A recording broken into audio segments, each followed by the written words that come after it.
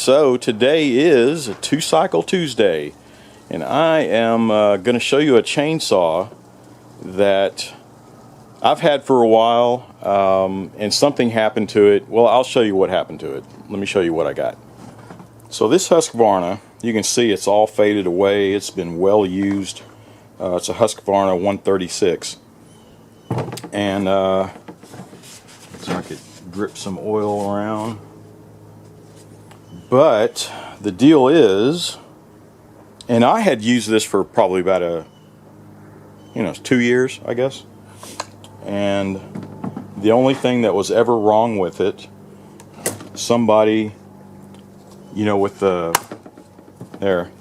lock on it like that, so you can't move the belt, the little safety switch, safety whatever. Well, somebody ran it with that on. And I'm sure it was real slow at first, and then it started to move, and then he said it smoked up, right? So he's just shut it off and just gave it to me. He said it was too worn for wear. And right now, even with the safety off, it's hard to move the chain now. It is kind of warped over the years. And let me take it off and show you what it looks like.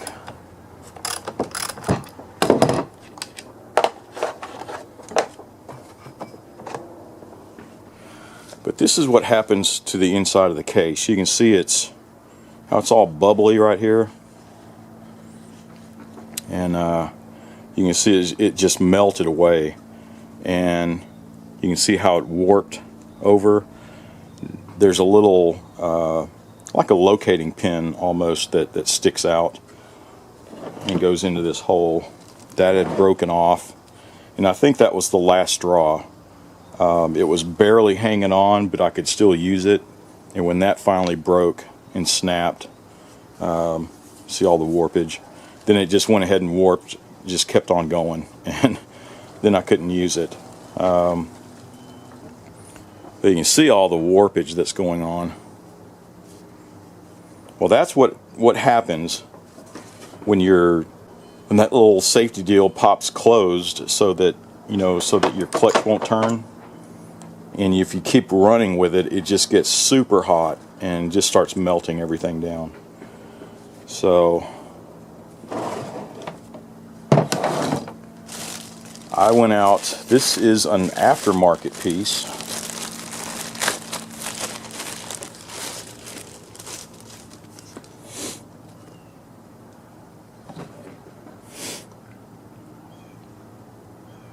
So it's supposed to be compatible with the Husqvarna 136, and I forget what else. I think there's quite a few models that'll go on.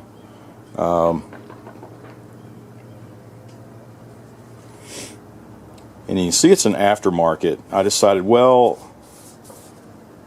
this is kind of old. I do have 2 of them. I can keep this as a backup, and then use my other one for my daily stuff. I have 2 of these, a 136. And one larger one, a 359, all Husqvarna. And I'm going to give this a shot. I have no experience getting these aftermarket plastic pieces, but one thing to watch out for, and this goes with any kind of plastic injection molded piece that you find. I don't know if you can see that in the glare, but you'll see an outline, where it looks like it's bulging. If you take a look on any plastic piece that has a thicker inside, like these ribs and this round piece and all that stuff, when you have a flat piece of plastic with embossing here, thickness on this side, when it dries out, it kind of shrinks down on the outside. On this other piece of the plastic, you'll see it'll recess. Say if there was a big stud sticking out here in the middle, you'd see the indentation kind of, and some aren't that bad as if you do it right. This one, when you look at the glare from the sun, then you can kind of see it. I don't know if you can see that or not. I'm trying to look at the camera here. Yeah, you can just kind of see the outlines like that. And I saw some, I got this one on Amazon, and I saw a couple of them where, I mean, they were really bad. You know, I mean, just looking straight on it, you know, with no glare or anything. I mean, you can really see all the pits and all the stuff around it, and it's like, man, stay away from those. But this one looked okay. So this is the one I'm going to try. And let me find a screwdriver. I need to adjust our pin here. Alright, so let's put this sucker on.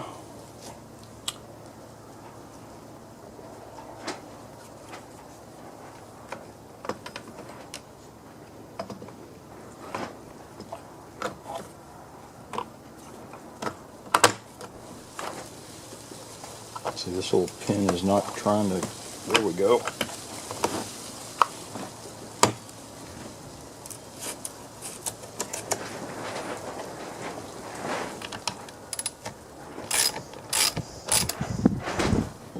Sorry, I didn't know if you could see what I was doing there.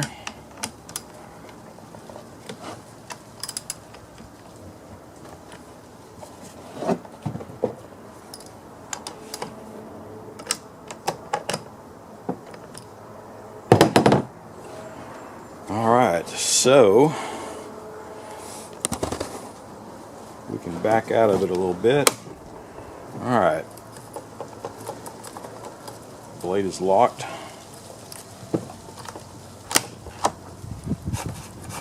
That'll rotate. So now it's working like it should. Feels kind of sticky. I probably need to oil this up here. But that's it. It's an easy replacement. Just take note of which one you get. You know, just kind of look at the quality of it. I hope this one does last. I felt like I was a cheapskate just going to this aftermarket one. I forget you can get them for $16 to $19 if you get a official, you know, OEM Husqvarna. I think they're 50 or 60 bucks, something like that. It's like, Jesus Christ, big difference.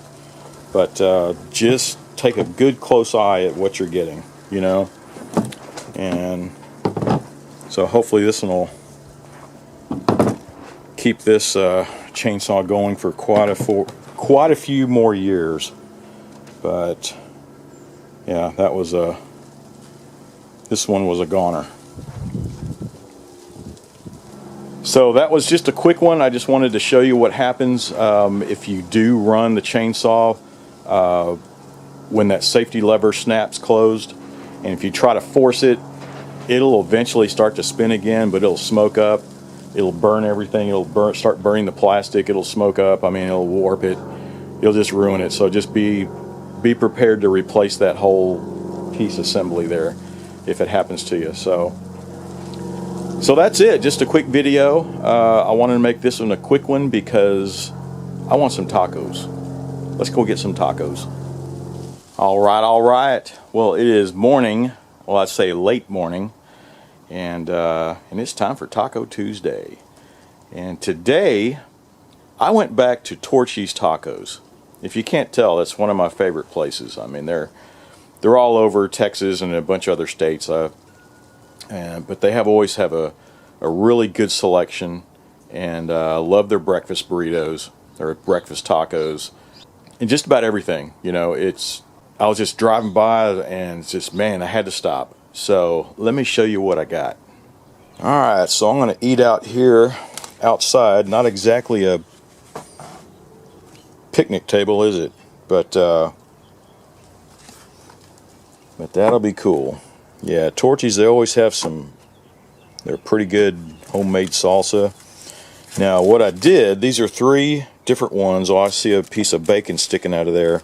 Or is that, no, that's sausage. So I got one, it's jalapeno sausage, egg and cheese. This one looks like the chorizo egg and cheese. And this one is Bacon, egg, and cheese. These are pretty much standard stuff. I'm glad to see they had the jalapeno sausage. I think that's what I'm going to dig into first.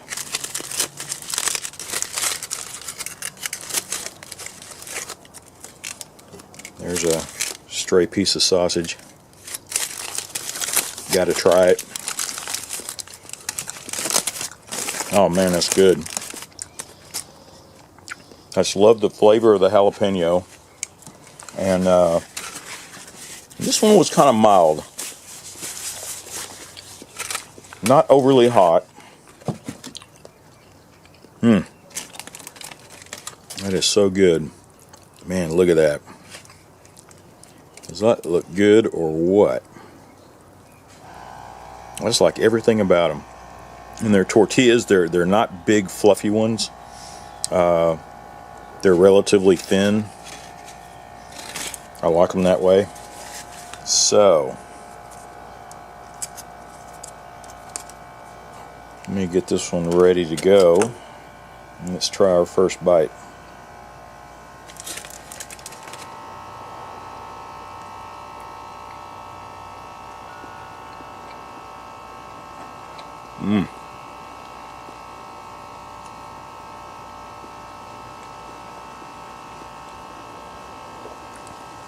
Oh man, that's good. This is one of my favorites. Jalapeno sausage, egg and cheese.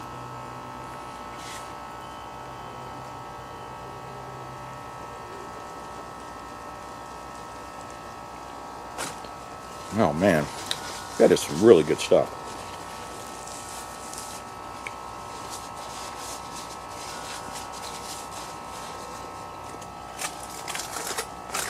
Before I wolf that one down, let's try one of these others.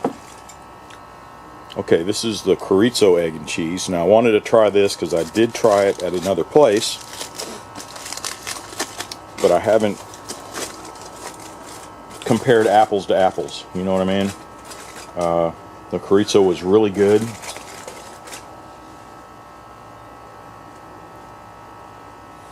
It's all packed in underneath the eggs here. Let me show you what I got. Yeah, so this has the same, it's oozing with cheese.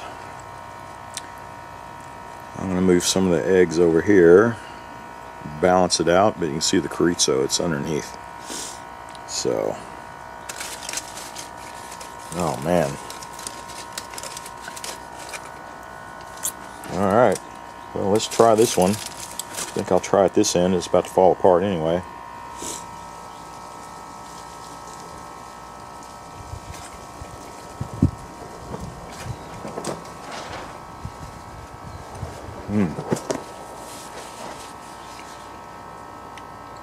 Pretty good. Now this one, the chorizo, is a little milder than the previous one. I forgot which one, where I got the chorizo at. But I remember it was on the spicy side, which I liked. This one's kind of mild, but their salsa is what tops it off.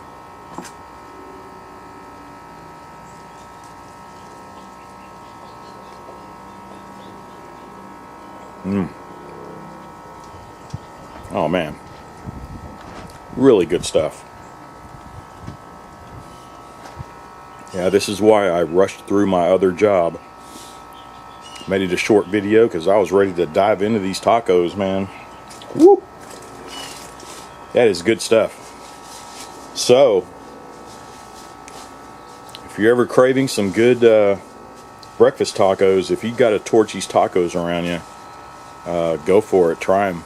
They're pretty good.